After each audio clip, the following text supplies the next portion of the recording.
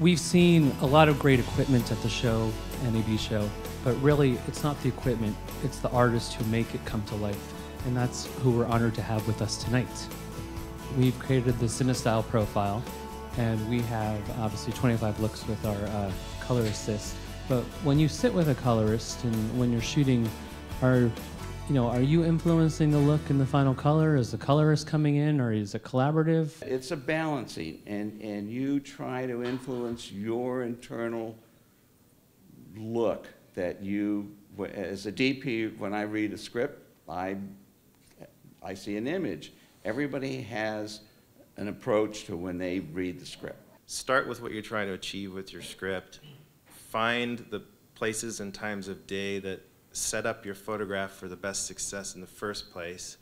Understand what you can art direct and control practically on set and what you can do later to control color in particular. You're never going to relight your scene though, okay? So there's a lot of people who will come to us in visual effects later and say, can you just move the sun over there?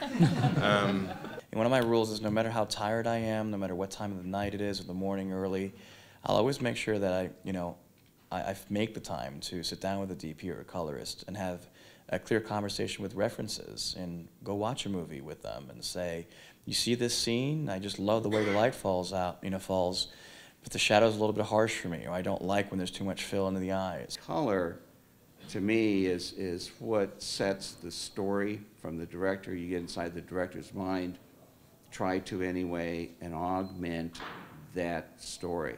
And for most things with color, there's a word, a color palette, right? And it's about making choices of colors and reducing down to how many you're going to use together. There's nothing like when you finally feel like you're part of the process of filmmaking and telling a story. It's incredible. Vince, how about you? You really achieve amazing imagery with your work, and so I'm curious, how much are you achieving on set and how much is happening in post? I think, in these modern days, it's a combination. Basically, whenever possible, I'd like to do it in camera, everything practically, but that's naive to say these days with the reality of budgets and certain tools. And there are many times on set where I know that I could spend 45 minutes nailing it in camera or fixing something that I see on the wall or a lighting issue. But I know if I spend enough time with the colorist or the DP to know what I can and cannot fix, and that's what I try to educate myself on. So it's a very fine line between being in a safe place and doing something that's predictable that you know, and trying to push the envelope to the point where it hopefully doesn't break. And one of the reasons I don't DP as much as I direct is, I guess, because of my personality. I enjoy the psychology of working with people and these issues, and I think, frankly, there's so much information out there now. When the DP used to be the only person on set who knew how that film stock would look, client would just shut up because they didn't know what the hell was going on. They were looking at a black and white image, and now they look at it and goes, oh, it looks too green, and the DP just goes, and then you tell the DIT to screw the monitor, or I've heard. The next one's for Adam. You have really an impressive list of credits, worked on Lord of the Rings, worked on the upcoming World War Z. So in your environment, where do the director and DP come on and sort of influence the visual effects environment? I know you can create entire 3D worlds. So who owns that look and that color, and where are you involved in the DP and the director? Well, I'm sure everybody here will say that every project is a little different than the next because, and you'll hear the cliche that filmmaking is collaborative, but that's sort of by necessity. And I find that the best directors I've worked with, people like Peter Jackson and recently the guys working with me on Maleficent, Rob Stromberg, who's an amazing matte painter and production designer. He designed Avatar and all kinds of amazing things. Their collaborative nature is really to try to get the best out of you, and that usually means if you have great ideas, they want to listen. But most of them, it also might be another cliche to say it all starts with the script, but it really does. I find overall, mostly what you're doing is you're out there on the set together and you're looking at some sort of decision that you're making about, let's say, Well, we were in New Zealand shooting in the middle of the night one time in this big castle scene, the big set built into the side of a rock quarry that they had converted into a set. Anyway, another story. And we were all sitting around talking around about these shots where these monsters need to come through the gates of the city and sort of trash all these guys. And there's you know, a couple hundred people standing around, stuntmen and guys with lights and grips and makeup people, and they're all standing around. And at the nucleus of it is this little tiny group of us, about 3 or 4 of us. And we're talking about these 2 shots. And you're really at that moment on the set sort of talking about one tiny beat, is usually the word we're using. Like, what is this beat about? And this meaning just like, this is just a moment.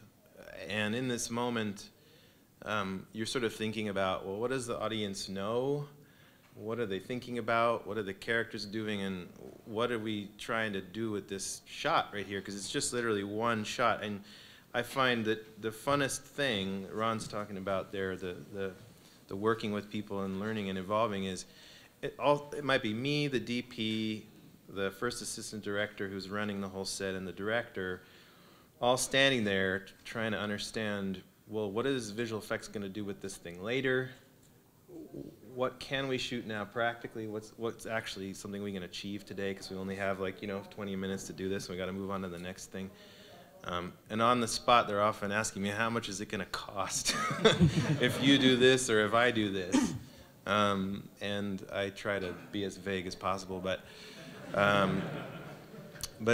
you really are boiling it down to, we're trying to make a shot here, and color, I think at that moment is less down on my priority list. The DP's clearly worrying about all of that, and that's kind of, they're setting the foundation of the image with their lighting and their position of camera and some of their choices.